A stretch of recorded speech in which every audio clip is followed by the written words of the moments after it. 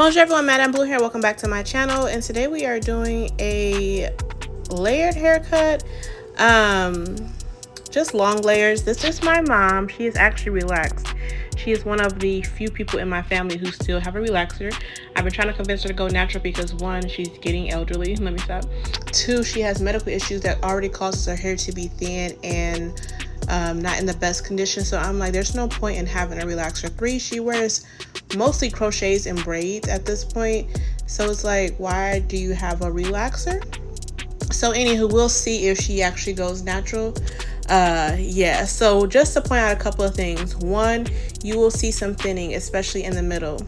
As I just previously stated, she's elderly, not really, but she is older. She's over 50, closer to 60 at this point. And okay, let me stop being dramatic. She's 55. And she does and has had a lot of medical issues that has caused her hair to fall out. So she has balding in the middle.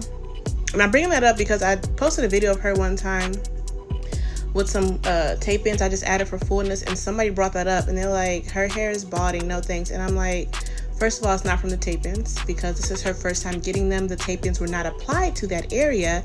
It's not from extensions at all. So yeah, so anywho, just wanted to bring that up for all of the negative people because there's always somebody negative. Anywho, we're doing long layers and feathers. I love a good feather.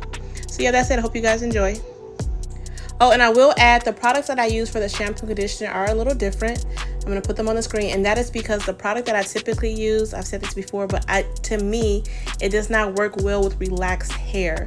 To me, it mats up relaxed hair, so I cannot use it on relaxed hair. So I did not use the same shampoo and conditioner, but everything else is the same. Also, when I post all the products, like I have, like I think 4 for like heat protectants, I may use all of them or I may use a combination of them. It just depends on the hair, what I'm doing, you know.